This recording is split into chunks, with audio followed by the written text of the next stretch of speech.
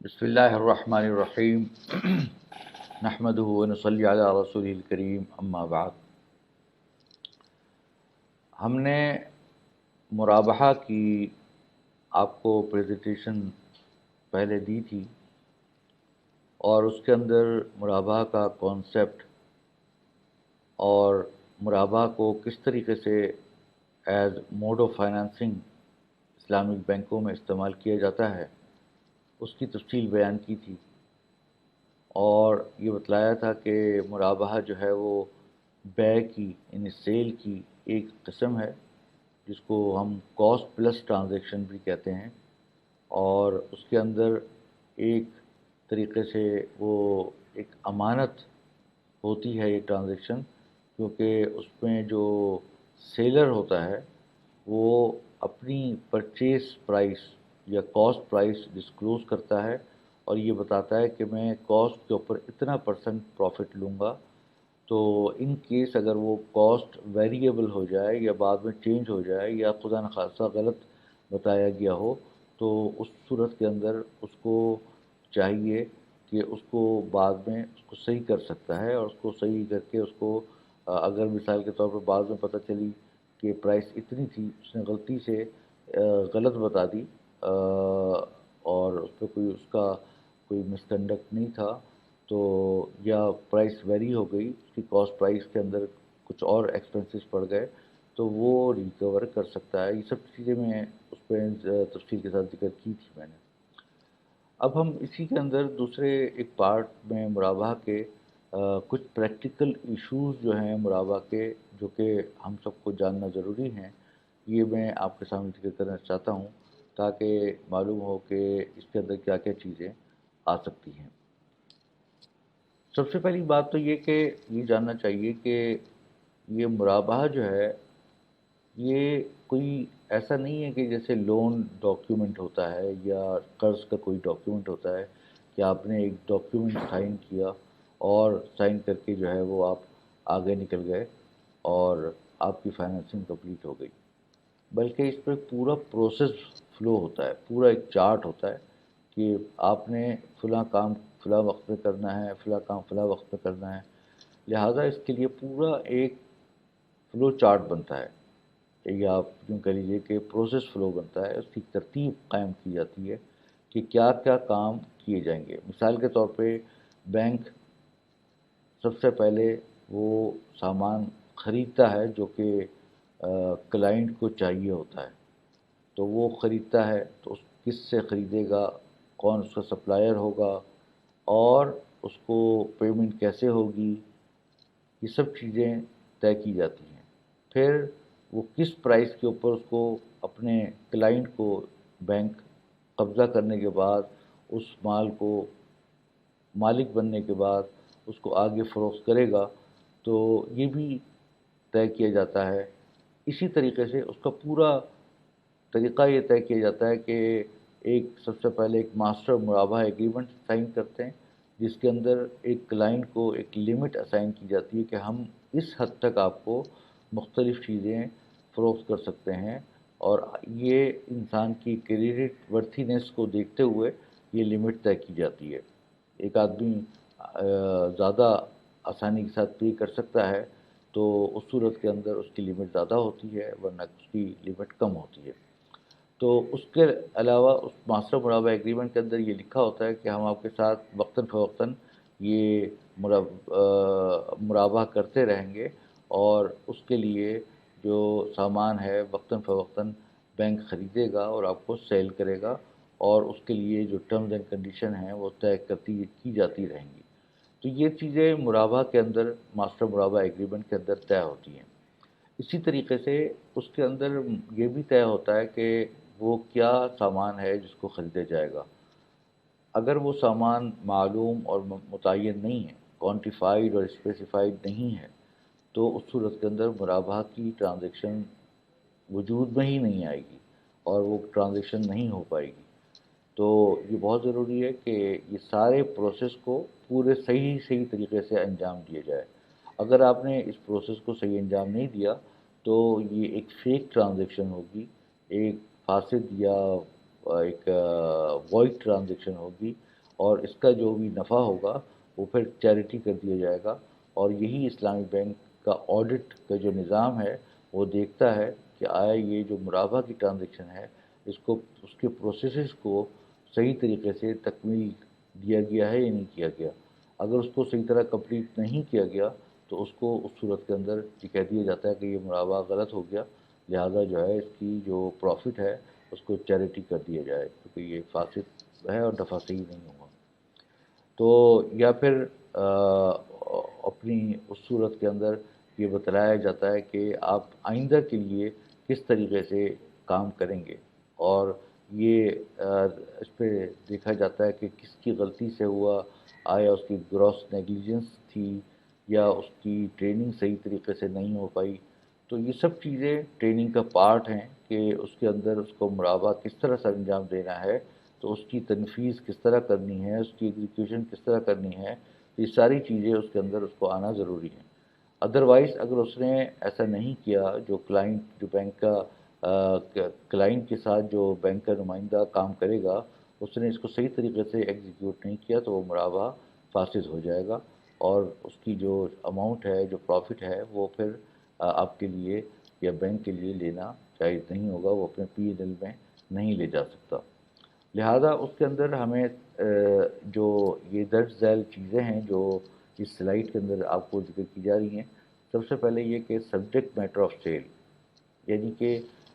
جو مبیع ہے، جو سیل جس چیز کا آپ کر رہے ہیں وہ معلوم اور متعین ہونی ضروری ہے. اگر یہ نہیں ہوگا تو سیل نہیں ہوگی.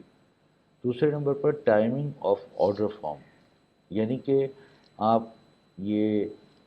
جب بھی کسی کلائنٹ کو کوئی چیز چاہیے ہو تو وہ پہلے اپنا ایک آرڈر فارم بتلائے کہ مجھے یہ چیز چاہیے. تو ہم یہ ضرور دیکھتے ہیں کہ ٹائمنگ اس کی کیا تھی. تو ایسا تو نہیں کہ پہلے ہی کلائنٹ وہ چیز خرید چکا ہے. اگر مثال کے طور پہ بینک نے کلائنٹ کو جو ہے اپنا وکیل بنایا ہے کہ تم جا کے ہمارے بیہاف پہ خریدو، پتہ چلا وہ تو پہلے ہی خرید چکا ہے. اب آپ وہ کس چیز کا آپ کو آڈر دے رہا ہے؟ جب آلریڈی وہ خرید چکا ہے تو وہ تو پھر سیل بائی بیک ہو جائے گا، ایک ریپو ٹرانزیکشن ہو جائے گی بائی، جو کہ جائز نہیں ہے، بائی رائنا بن جائے گا.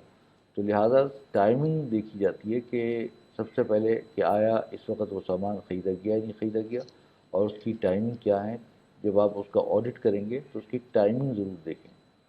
تیسرے نمبر پر modes of payment to supplier, direct اور انڈائریکٹ. یہ متعین کیا جائے گا کہ جو سپلائر ہے یعنی بینک کا سپلائر، اور بینک کو جو چیز فروخت کرے گا جو سپلائر یا وینڈر،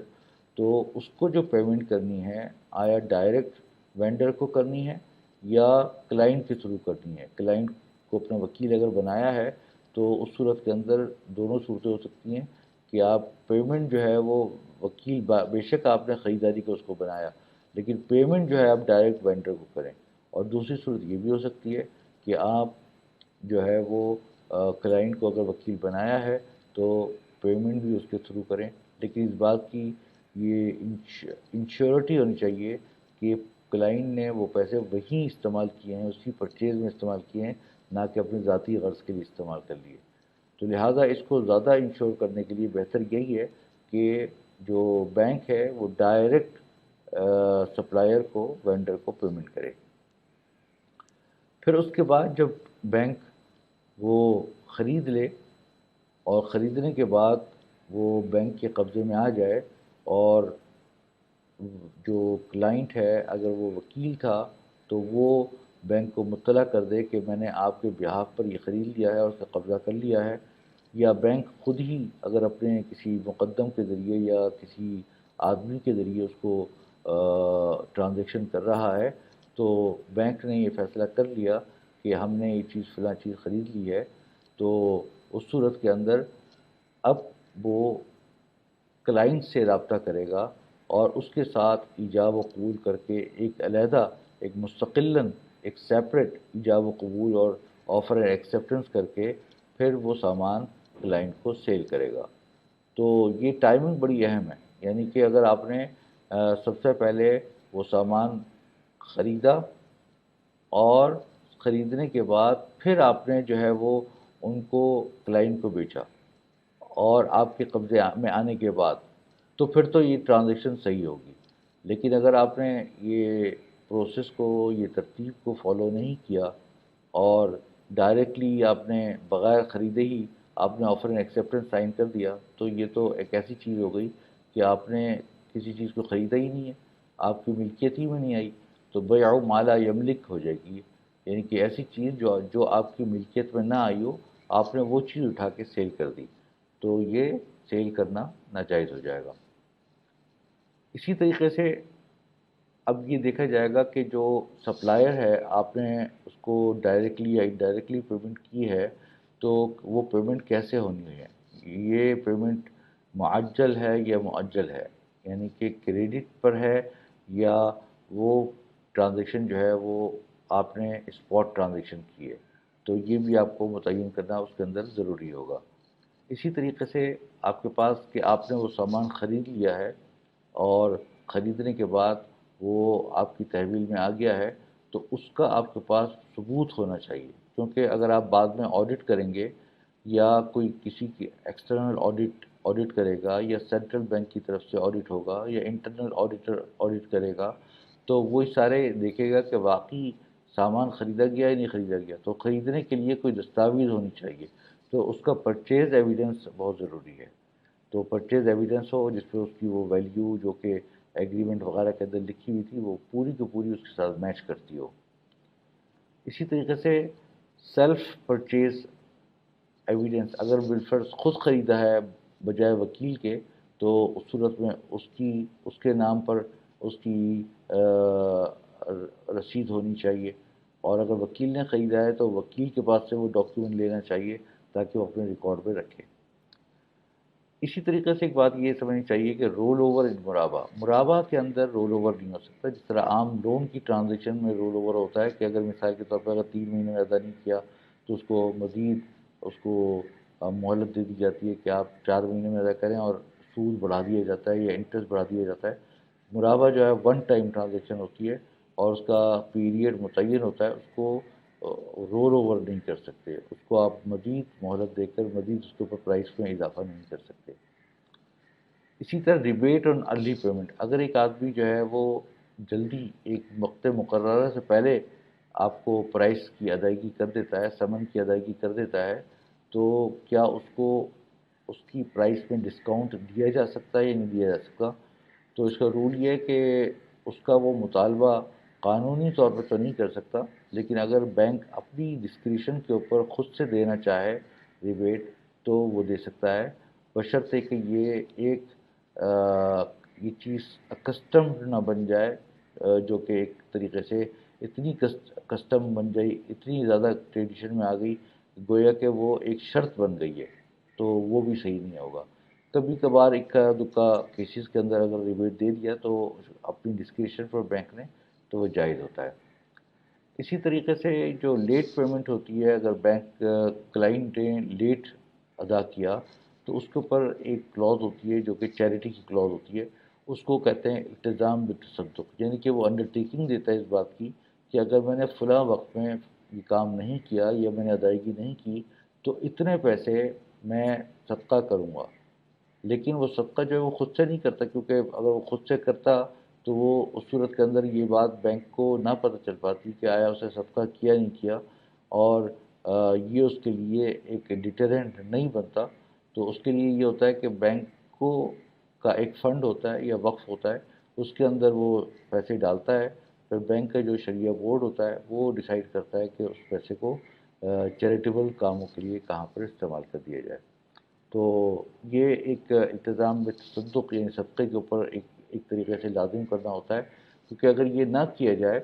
اور لیٹ پیمنٹ کے اوپر کسی قسم کی کوئی بھی التزام یا انڈرٹیکنگ نہ رکھی جائے تو اس صورت کے اندر لوگ اس سے بہت ناجائز فائدہ بھی اٹھاتے ہیں، اور اس صورت کے اندر وہ بینک کو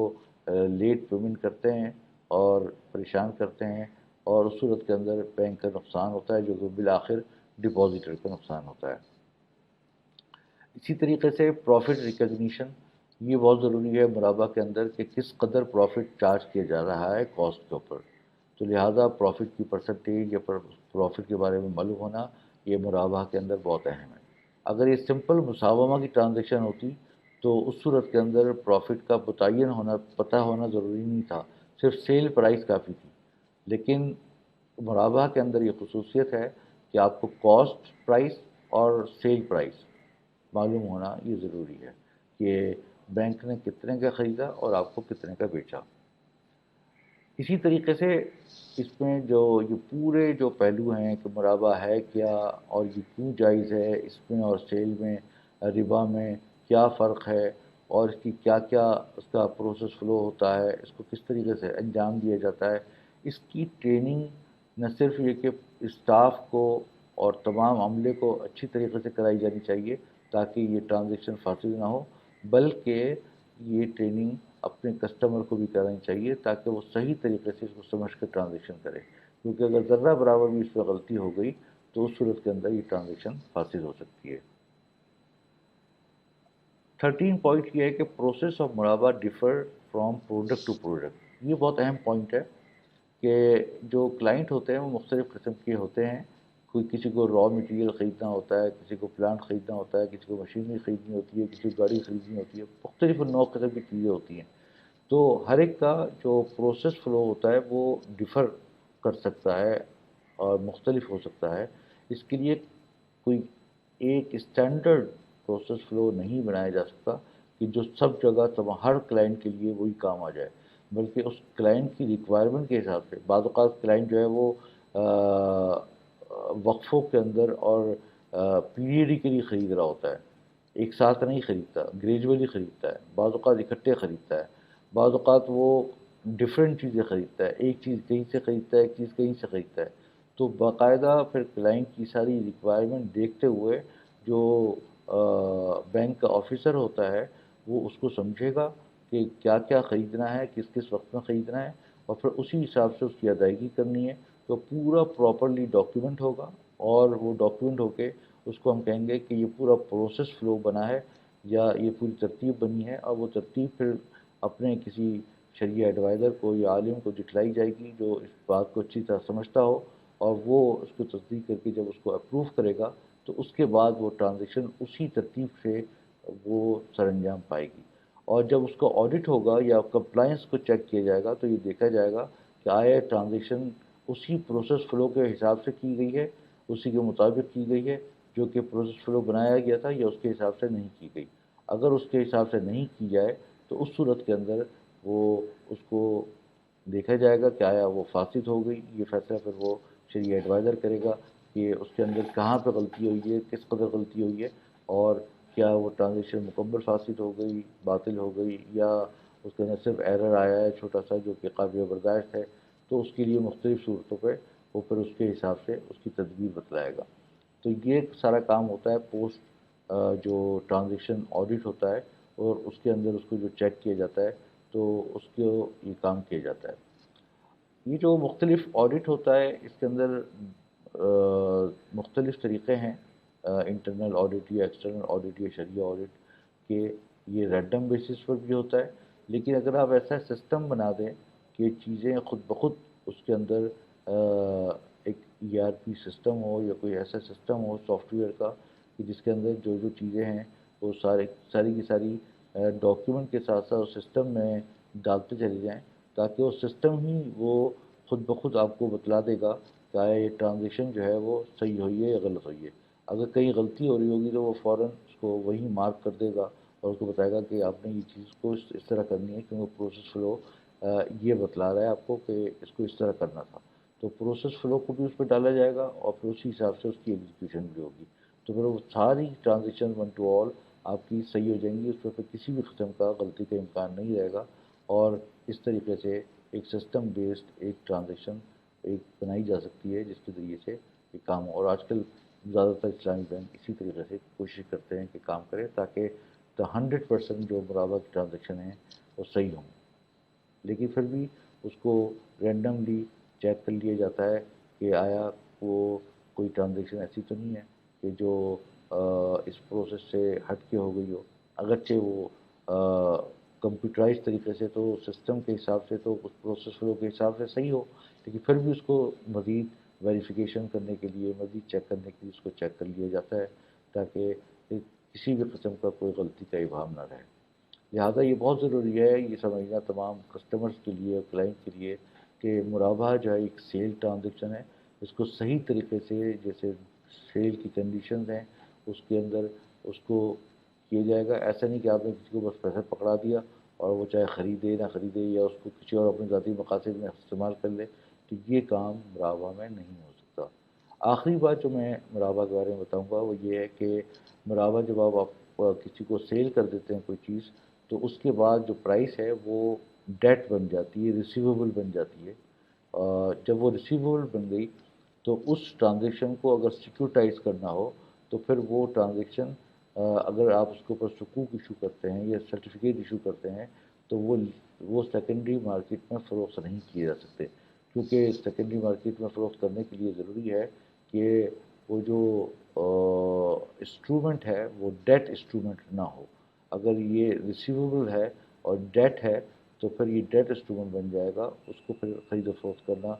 जायज़ नहीं होगा। लिहाजा मुराबाहा के डॉक्यूमेंट या उसके सर्टिफिकेट को हम ख़रीद फरोख्त नहीं कर सकते। तो ये था ख़ुलासा जो कि मुराबाहा के कुछ प्रैक्टिकल इश्यूज़ थे, इनसे मुताल्लिक़ था। तो